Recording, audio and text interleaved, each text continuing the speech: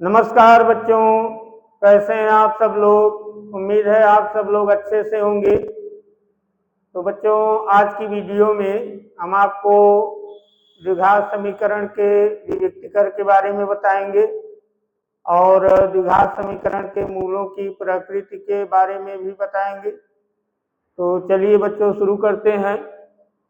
तो आप लोग हेडिंग डाल दीजिए, द्विघात समीकरण का विविक्तीकर। द्विघात समीकरण का विविक्तीकर, द्विघात समीकरण का विविक्तीकर। द्विघात समीकरण का विविक्तीकर। विविक्तीकर को अंग्रेजी में डिस्क्रिमिनेंट कहते हैं। डिस्क्रिमिनेंट।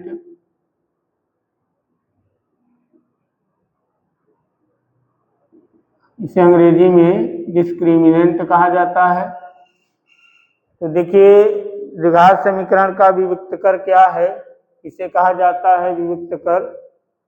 तो आप लोगों को ये पता होगा श्रीधराचार्य का सूत्र क्या है, इसके बारे में आपको पता है।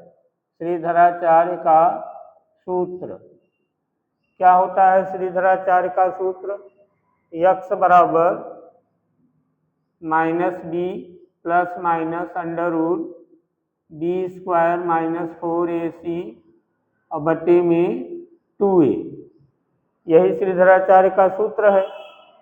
तो इसमें देखिए ध्यान से, ये जो करनी बनी है, करनी जो बनी है, इसके अंदर देखिए ये जो चीज लिखा हुआ है, ये इतना, इसी को द्विघात समीकरण का विविक्तीकर कहते हैं।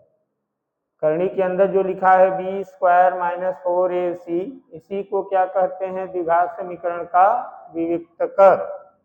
तो b स्क्वायर -4ac, इसी को द्विघात समीकरण का विविक्तीकर कहते हैं।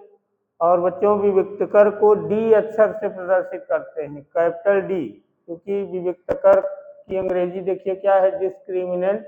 इसका पहला अक्षर डी है, इसलिए विविक्तीकर को कैपिटल डी से प्रदर्शित करते हैं।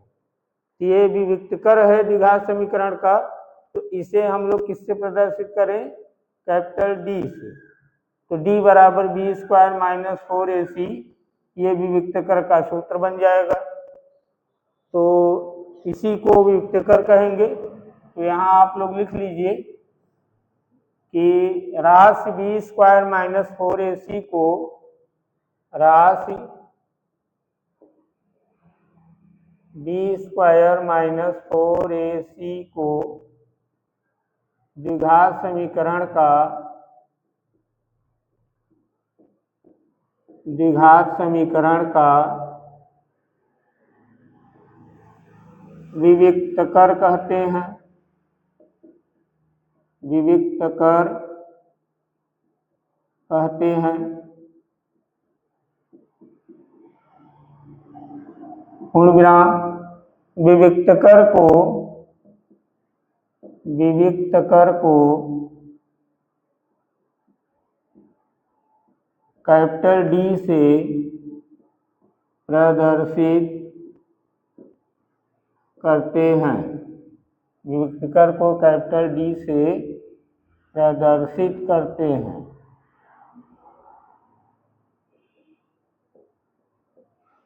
तो इसे हम, ये जो विविक्तीकर है, इसे हम डी के बराबर लिख सकते हैं। यहाँ नीचे लिख दीजिए, अर्थात कैपिटल डी बराबर b स्क्वायर -4ac। बच्चों, ये विविक्तीकर का सूत्र है। इससे हम लोग विविक्तीकर ज्ञात कर सकते हैं। सवालों में जैसे कहा जाएगा विविक्तीकर ज्ञात कीजिए, तो इसी सूत्र को लगाकर विविक्तीकर ज्ञात कर सकते हैं। चलिए, इसका एक सवाल हम बता रहे हैं आपको। देखिए, एक सवाल है, द्विघात समीकरण, द्विघात समीकरण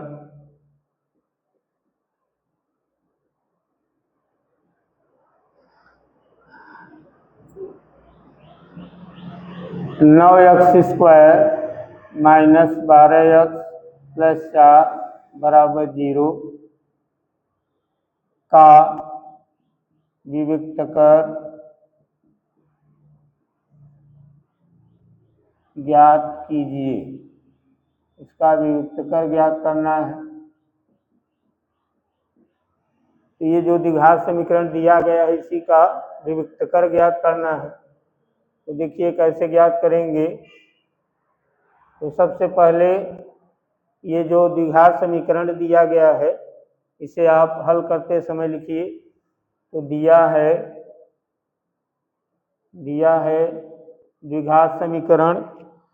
द्विघात समीकरण दिया गया है तो उसे लिखिए। तो देखिए दिया है 9x स्क्वायर माइनस 12x धन 4 बराबर 0। ये द्विघात समीकरण दिया गया था सवाल में। अब इस द्विघात समीकरण की तुलना करना है। इस द्विघात समीकरण की तुलना करना है किससे? जो द्विघात समीकरण का मानक रूप होता है ax square plus bx plus c बराबर 0, उसी से इसकी तुलना कर दीजिए। तो यहाँ लिखिए मानक रूप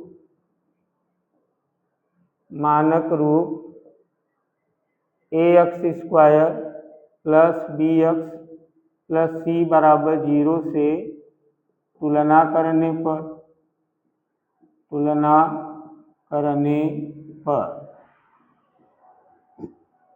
तो तुलना कीजिए। तुलना कैसे करेंगे? ध्यान से इतनी चीज़ों को देखिए, इतना हम ढक ले रहे हैं, इसको ध्यान से देखिए। देखिए x स्क्वायर दोनों में दिखाई दे रहा है। तो जो दोनों में सेम चीज़ें हैं x स्क्वायर दोनों में है ना, तो इसी को छोड़ दीजिए। थोड़ी देर के लिए मान लीजिए x स्क्वायर यहाँ से हटा दिया गया, यहाँ क्या बचेगा a और यहाँ क्या बचेगा 9। तो x स्क्वायर दोनों का हटाने पर क्या बचा a और 9। इसे हम लिखेंगे a बराबर 9। यहाँ लिखेंगे a बराबर 9। तो x स्क्वायर दोनों का हटा दिया जाए तो यहाँ a बचा, यहाँ 9, तो लिख दिए a बराबर 9।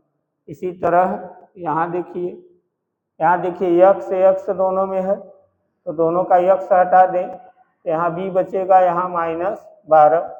यहाँ लिखेंगे b बराबर -12।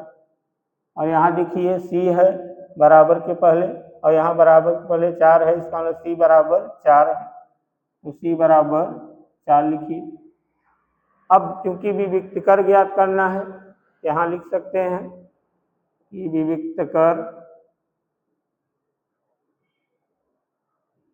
d बराबर ज्ञात करना है। तो अब क्या कीजिए, अब विविक्त कर का सूत्र लिखिए।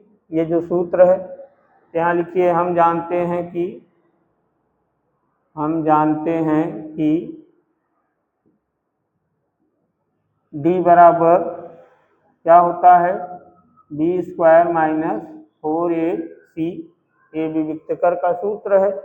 इसी में मान रखिए abc का मान रखिए।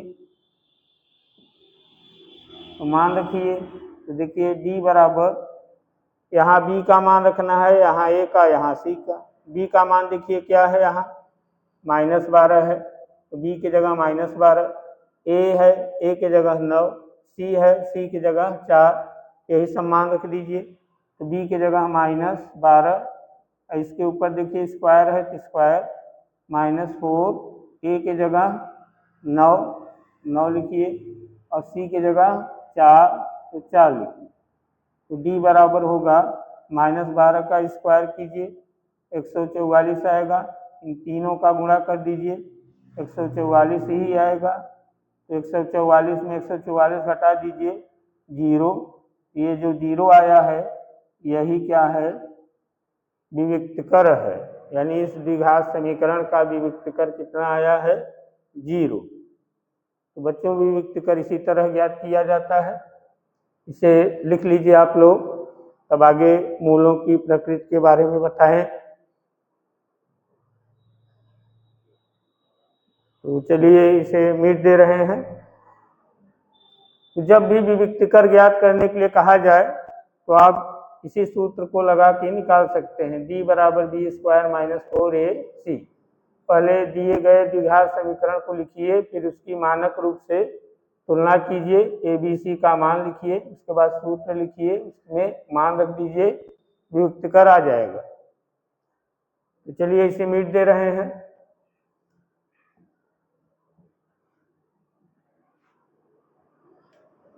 अब हम आपको बताएंगे द्विघात समीकरण के मूलों की प्रकृति के बारे में। द्विघात समीकरण के मूल समझते हैं ना। द्विघात समीकरण के मूलों की प्रकृति, द्विघात समीकरण के मूलों की प्रकृति। तो ये मूल समझते हैं। जैसे कोई द्विघात समीकरण है, जब उसे हम लोग गुणनखंड विधि से या पूर्ण वर्ग बनाकर या श्रीधराचार्य के सूत्र से हल करते हैं तो x के दो मान मिलते हैं। वही दोनों मान क्या है द्विघात समीकरण के मूल। वही x के दोनों मान जो आते हैं वही क्या कहलाते हैं द्विघात समीकरण के मूल।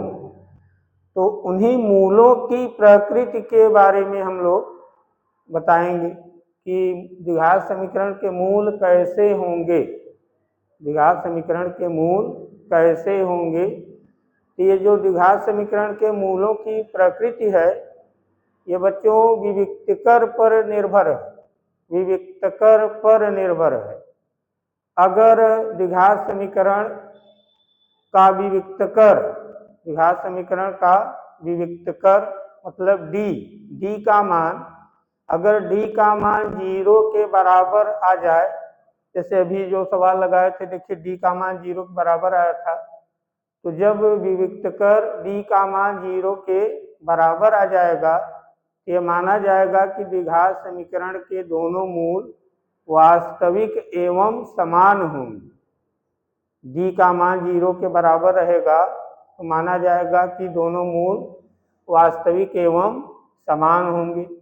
तो विविक्तकर d का मान अगर 0 आ रहा है, d का मान 0 के बराबर है, ये माना जाएगा कि मूल कैसे हैं, दोनों मूल वास्तविक हैं, वास्तविक एवं समान है, वास्तविक एवं समान है। समान मतलब सेम है।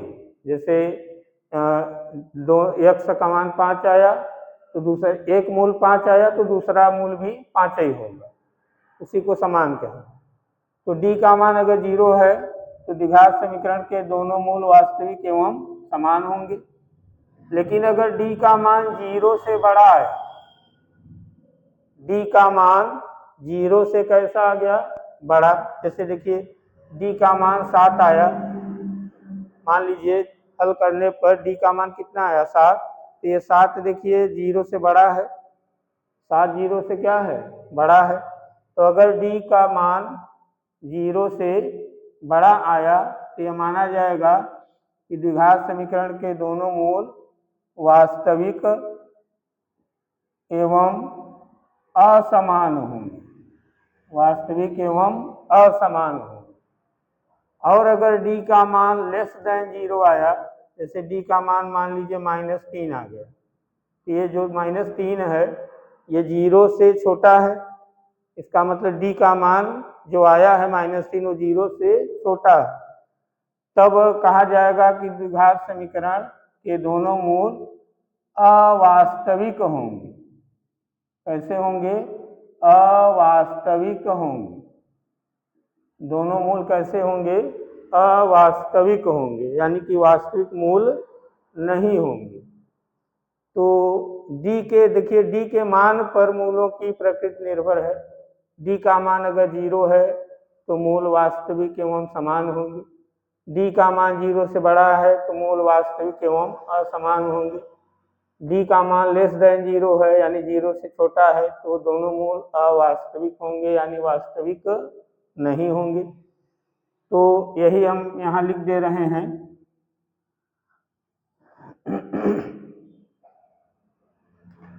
तो यहाँ हम पहला नंबर लिख दे रहे हैं कि यदि d बराबर 0 है तब यानी d का मान 0 के बराबर है तब द्विघात समीकरण के दोनों मूल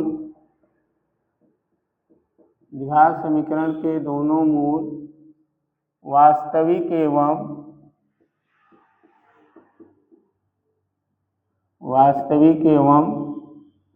समान होंगे। समान मतलब बराबर होंगे। दूसरा, यदि d का मान 0 से बड़ा है, d का मान कैसा है, 0 से बड़ा है, तब द्विघात समीकरण के दोनों मूल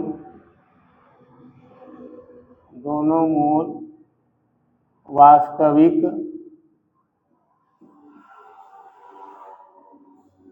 एवं असमान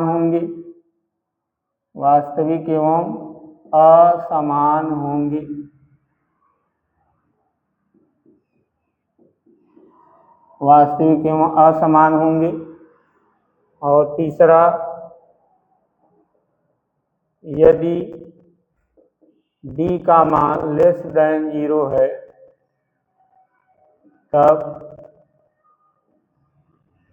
तब द्विघात समीकरण के दोनों मूल कैसे होंगे, अवास्तविक होंगे। दोनों मूल कैसे होंगे, अवास्तविक होंगे। अवास्तविक को अधिकल्पित भी कहते हैं। तो यहाँ हम लिख सकते हैं तब द्विघात समीकरण के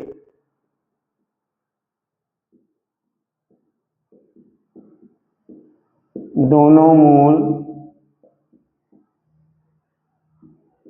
अवास्तविक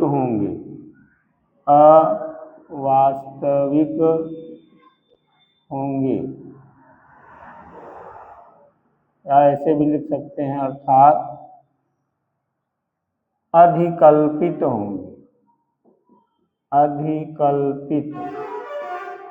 होंगे।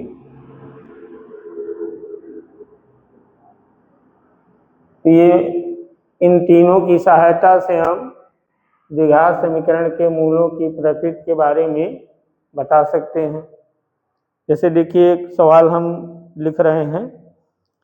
देखिए एक सवाल है, द्विघात समीकरण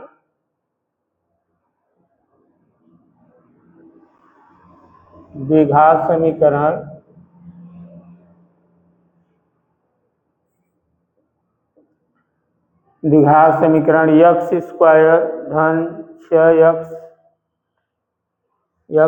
धन 6x धन 9 बराबर 0, 6x धन 9 बराबर 0 के मूलों की प्रकृति ज्ञात कीजिए। के मूलों की प्रकृति ज्ञात कीजिए। के मूलों की प्रकृति ज्ञात कीजिए। हाँ तो देखिए बच्चों, एक सवाल लिखा हुआ है, द्विघात समीकरण x square plus 6x plus 9 बराबर 0 के मूलों की प्रकृति ज्ञात कीजिए। तो ये जो द्विघात समीकरण लिखा हुआ है, इसके मूलों की प्रकृति बताना है। मतलब इसके जो मूल होंगे वो कैसे होंगे। इसके मूल वास्तविक एवं समान होंगे कि वास्तविक एवं असमान होंगे कि इसके मूल अवास्तविक होंगे। यानी इस समीकरण के मूल कैसे होंगे इसी के बारे में बताना है। तो इसे हम लोग हल नहीं करेंगे। हल मतलब इसका गुणनखंड करके मूल नहीं ज्ञात करेंगे। बिना मूल ज्ञात किए ही हम इसके मूलों के बारे में बता देंगे। कैसे? इन नियमों की सहायता से। तो ये नियम तब लगेंगे जब हमें d का मान पता हो कि d का मान 0 है, कि d का मान 0 से बड़ा है, कि d का मान 0 से छोटा है। इसके लिए सबसे पहले क्या कीजिए कि ये जो द्विघात समीकरण दिया गया है इसका विविक्त कर निकालिए। इसका क्या निकालिए? विविक्त कर, मतलब d का मान निकालिए। तो सबसे पहले क्या कीजिए, d का मान निकालिए। यहाँ लिखिए, दिया है समीकरण, कौन सा समीकरण देखिए दिया गया है, x स्क्वायर धन 6x धन 9 बराबर 0। तो सबसे पहले यही समीकरण लिखिए, x स्क्वायर धन 6x धन 9 बराबर 0। अब इसकी तुलना कीजिए मानक रूप से। द्विघात समीकरण का जो मानक रूप होता है ax square plus bx plus c बराबर 0 से तुलना कर दीजिए। तुलना करने पर तो तुलना करेंगे तो देखिए तुलना कैसे किया जाता है। देखिए एक्स स्क्वायर यहाँ भी है और यही एक्स स्क्वायर देखिए यहाँ भी है और इसके बगल में यहाँ एक माना जाएगा। तो दोनों में एक्स स्क्वायर है तो दोनों का एक्स स्क्वायर हटा दिया जाए। इसे यहाँ से भी एक्स स्क्वायर हटा दें, यहाँ से भी एक्स स्क्वायर हटा दें, तो यहाँ a बचेगा, यहाँ 1 बचेगा। तो मतलब a बराबर कितना लिखेंगे तब? 1 कामा दोनों में से x हटा दें क्योंकि x सेम है। तो यहाँ b बचेगा, वहाँ 6, तो b बराबर 6। और यहाँ देखिए c बराबर क्या है? 9। तो देखिए ABC का मान मिला हमें। अब हम लोग पहले विविक्त कर का सूत्र लगाएंगे। यहाँ लिखे, हम जानते हैं कि विविक्त कर ज्ञात नहीं करना था, इसमें कहा नहीं गया है, लेकिन मूलों की प्रकृति बताने के लिए d का मान हमें निकालना ही होगा। तो हम जानते हैं कि d बराबर क्या होता है? d बराबर b स्क्वायर माइनस 4ac, ये सूत्र है विविक्त कर का। इसी में मान रखिए, मान रखने पर तो देखिए d बराबर b का मान रखिए, b का मान कितना है? 6। तो b के जगह पे 6 लिखिए, 6 का स्क्वायर कीजिए माइनस 4, a के जगह पे देखिए 1 लिखेंगे, 1 गुणित c के जगह पर 9 लिखेंगे, तो 9 लिखिए। तो d बराबर 6 का स्क्वायर कीजिए 36, इन तीनों का गुणा कीजिए 36। d बराबर देखिए कितना आया? 0। अब 36 में 36 घटाइए 0 आएगा। तब देखिए d का मान कैसा है? d का मान यानी d का जो उत्तर आया है वो कैसा है? 0 है, यानी d का उत्तर 0 के बराबर आया है। और d का उत्तर 0 के बराबर आया है तो देखिए ये नियम काम करेगा। d का मान 0 के बराबर है, d का मान 0 के बराबर है, तो द्विघात समीकरण के दोनों मूल कैसे होंगे? वास्तविक एवं समान होंगे। यहाँ लिखेंगे हम लोग इसी के नीचे, क्योंकि d का मान 0 के बराबर है, d का मान 0 के बराबर है, इसलिए द्विघात समीकरण यानी दिए गए द्विघात समीकरण जो दिया गया है, तो द्विघात समीकरण के दोनों मूल वास्तविक एवं कैसे होंगे? वास्तविक एवं समान होंगे। वास्तविक एवं समान होंगे। तो देखिए हम लोग इसके मूलों के बारे में बता रहे हैं कि इसके मूल कैसे होंगे, वास्तविक होंगे और समान होंगे। तो चाहे तो आप इसे गुणनखंड विधि से हल करके देख लीजिए। इसका जो मूल आएगा यानी x के जो दो ठो मान आएंगे वो दोनों समान ही होंगे। दोनों समान होंगे मतलब दोनों बराबर होंगे। चाहे हल करके आप देख लीजिए इसे। तो चलिए इसे नोट कर लीजिए आप लोग। तो दूसरा हम बताएं। चलिए इसे हम मिट दे रहे हैं। चलिए दूसरा हम द्विघात समीकरण यहाँ लिख रहे हैं। देखिए दूसरा द्विघात समीकरण है 3x² माइनस 2x धन 4 बराबर 0। 3x² माइनस 2x धन 4 बराबर 0 के मूलों की प्रकृति ज्ञात कीजिए। तो चलिए इसे हल किया जाए।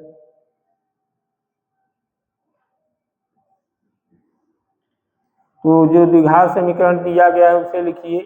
देखिए 3x² है माइनस 2x है धन 4 है बराबर 0। अब मानक रूप यही है, इससे इसकी तुलना करके देखिए। तो तुलना करके बताइए बराबर कितना लिखें, कितना लिख दें? 3, b बराबर -2, c बराबर 4। अब विविक्तकर का सूत्र लिखिए। हम जानते हैं कि विविक्तकर d बराबर क्या होता है, b² minus 4ac। b² minus 4ac ये सूत्र है विविक्तकर का। इसी में मान रखिए। इसलिए d बराबर, b का मान क्या है देखिए, b का मान क्या है -2। यहाँ -2 लिखिए, -2 का स्क्वायर और -4। a का मान देखिए क्या है 3, तो 3 लिखिए। c का मान क्या है 4, तो 4 लिखिए। तो d बराबर होगा -2 का स्क्वायर कीजिए 4 आएगा, यहाँ गुणा कीजिए 4 तिहाई 12, 12 चौक 48, 48 लिखिए।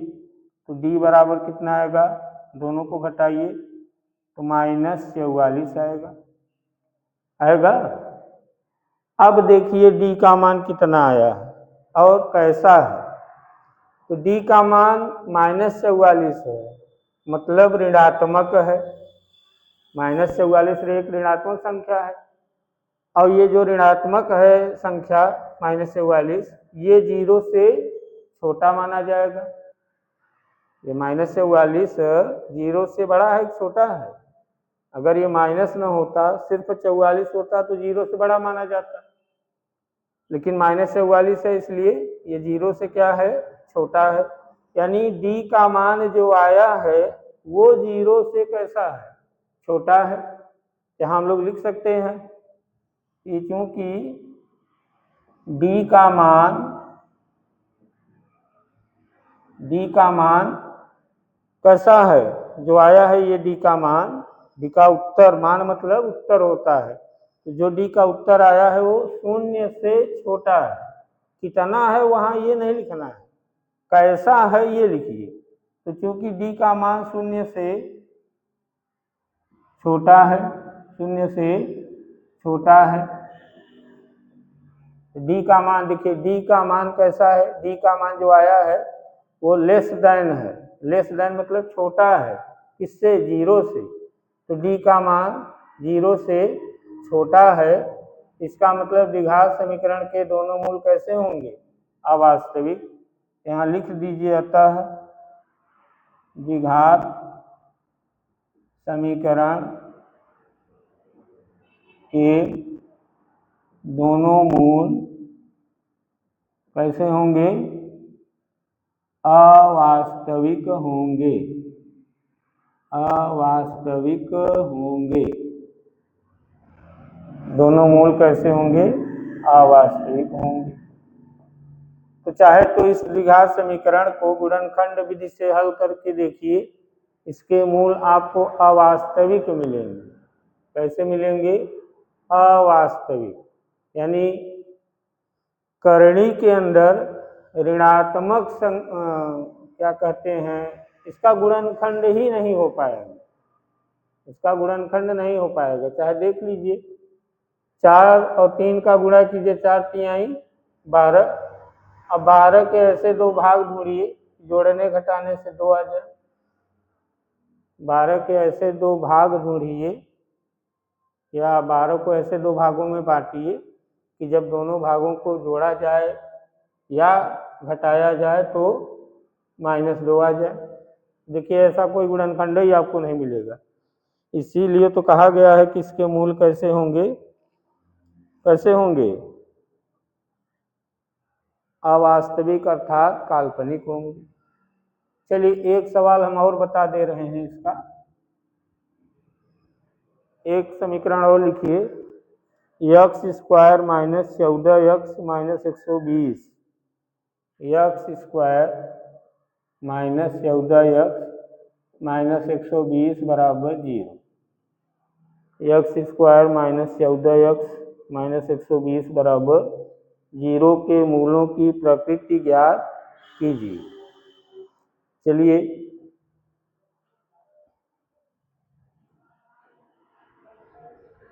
इसे मिट दे रहे हैं। अब देखिए समीकरण क्या दिया गया है, x² - 14x - 120 बराबर 0। तो इस मानक रूप से इसकी तुलना कर दीजिए। देखिए a बराबर कितना होगा, 1, b बराबर -14, c बराबर -120। चलिए सूत्र लिखिए, d बराबर, चूंकि d बराबर क्या होता है, b² - 4ac। ये विविक्तीकरण निकालेंगे, इसमें मान रखिए abc का, तो d बराबर होगा,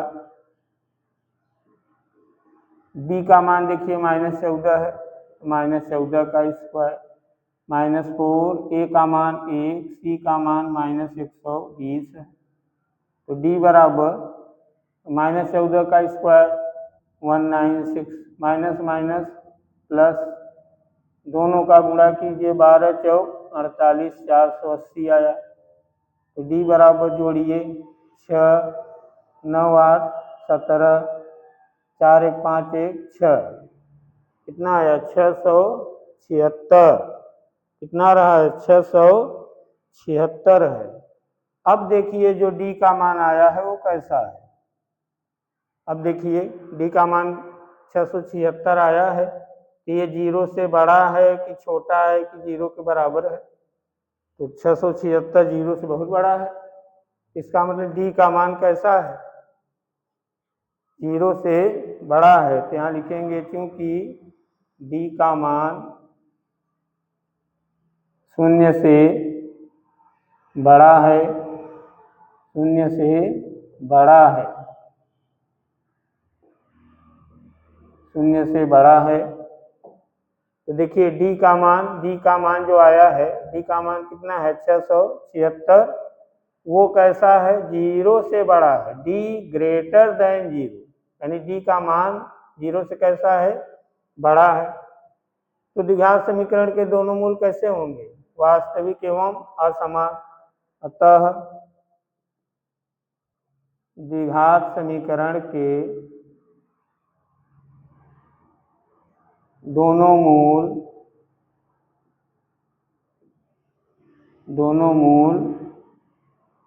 कैसे होंगे,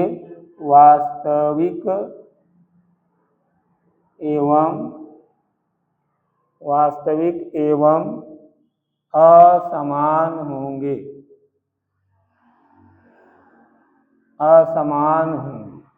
यानी अलग अलग मूल होंगे। कोई एक 3 होगा तो एक 5 होगा।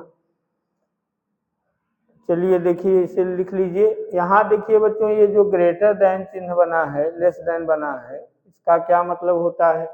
जैसे ग्रेटर देन है, लेस देन है, ये जिसके तरफ मुंह खुला रहे, जिसके तरफ मुंह खुला रहे वही बड़ा माना जाएगा। देखिए ये चिन्ह का मुंह इधर खुला है, इधर वाली चीज बड़ी, उधर वाला छोटा। यहाँ देखिए इसमें इधर मुंह खुला है तो इधर वाला बड़ा और इधर वाला छोटा माना जाएगा। तो इस चिन्ह का मुंह जिसके तरफ खुला रहे वो बड़ा। देखिए यहाँ डी के तरफ खुला है, देखिए इस चिन्ह का मुंह किसके तरफ खुला है, डी के, मतलब डी बड़ा रहे किससे, 0 से। तो देखिए जो डी का मान आया है 676, यहाँ डी हटा के हम 676 लिख दें, डी हटाएं और क्या लिखें 676, तो 676 0 से बड़ा नहीं है, बड़ा है।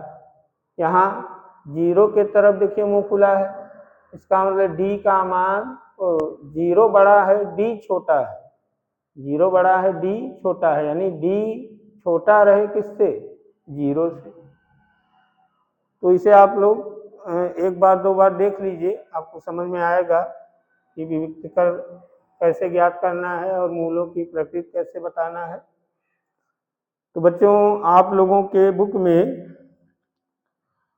उदाहरण नंबर 7 जो दिया गया है उसमें जो समीकरण दिया गया है द्विघात समीकरण, उसका विविक्तकर ज्ञात करना है और मूलों की प्रकृति ज्ञात करना है।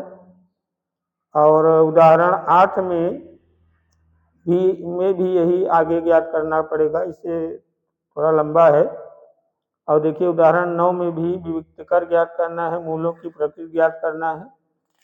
उसके बाद प्रश्नावली दी गई है। तो बच्चों उदाहरण 7, 8 और 9 ये तीनों उदाहरण हम इसके आगे वाली वीडियो में आपको बता देंगे। तो आज की वीडियो यहीं तक, अगले वीडियो में हम आपको यही तीनों उदाहरण बताएंगे। तब तक के लिए नमस्कार।